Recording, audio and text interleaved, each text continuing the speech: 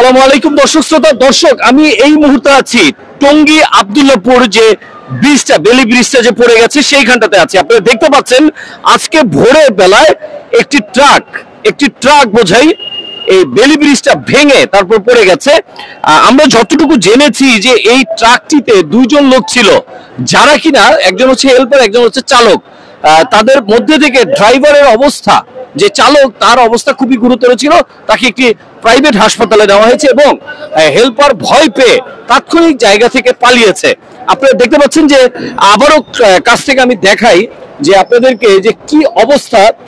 ওই পারে দেখতে পাচ্ছেন উৎসুক জনতা, হাজার হাজার মানুষ সকাল থেকে এই টঙ্গী এই ব্রিজটা দেখতে, এই ট্রাকটা দেখতে এখানে জড়ো হয়েছে। তবে আপনাদেরকে একটি সতর্ক বার্তা দিতে চাই, বা একটি সুখবরও দিতে চাই, দুঃখের মধ্যে সুখবর। সেটা হচ্ছে যে এই পর্যন্ত এত বড় দুর্ঘটনা ঘটে গেছে যে কোনো মানুষের এখনো পর্যন্ত কোনো প্রাণহানি ঘটেনি।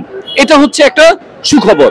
তবে দুঃখের বিষয় হচ্ছে আরো একটা, আশেপাশে এখনো পর্যন্ত এরকম দুইটি ব্রিজ আছে যেগুলো এখনো ঝুঁকিপূর্ণ। আপনাদেরকে একটু আমি এখান থেকে দেখানোর চেষ্টা করি যে এই যে দেখতে পাচ্ছেন প্রতিনিয়ত প্রত্যেকটা মানুষ তাদের জীবনের ঝুঁকি নিয়ে কিন্তু এই জায়গাটি দিয়ে পারাপার হচ্ছে। আপনারা দেখতে পাচ্ছেন যে এখনো পর্যন্ত মানুষ, দেখেন একটা জিনিস খেয়াল করেন, মানে কোনো উপায়ন্ত নেই আমাদের। মানুষ এক পাশ থেকে দেখছে এই ট্রাকটির অবস্থা, আর অন্য পাশ দিয়ে মানুষ ভয় নিয়ে, আতঙ্ক নিয়ে এই ব্রিজটা পার হচ্ছে। আর উপরেই হচ্ছে একটি মহাসড়ক, যেখান দিয়ে দ্রুত গতিতে যানবাহনগুলো চলে যাচ্ছে। আমরা আপনাদেরকে যে জিনিসটা আবারও দেখাতে চাই যে অনেক এখান থেকে নারীরা এসে, অনেক মা বোনেরা এসে এইগুলো দেখছে। আপনি কোথা থেকে এসেছেন খালা? টঙ্গী থেকে। কি দেখতে আসছেন? ব্রিজ কি দেখলেন? ভাঙা দেখলাম। ভাঙা দেখলেন? এই ব্রিজ দিয়ে কি যাতায়াত করা যায়? মনে হয় কি ভয় লাগে? মানে আমরা কি ভয় পাচ্ছি না এই ব্রিজ দিয়ে বের হইতে?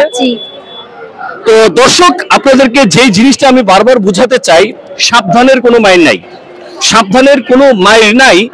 সতর্ক থাকলে আসলে এই ঘটনাগুলো ঘটতো না। আপনারা জানেন বিশ্ব ইজতেমা উপলক্ষে এই টঙ্গীতে হাজার হাজার লক্ষ লক্ষ মুসল্লিরা জমায়েত হবে, আর তখন হয়তো ঘটে যেতে পারতো একটি বড় ধরনের দুর্ঘটনা। কর্তৃপক্ষ বিআরটিএ তাদের দৃষ্টি আকর্ষণ করছি, তারা যেন খুব দ্রুত এটার একটি সতর্কমূলক ব্যবস্থা নেয়।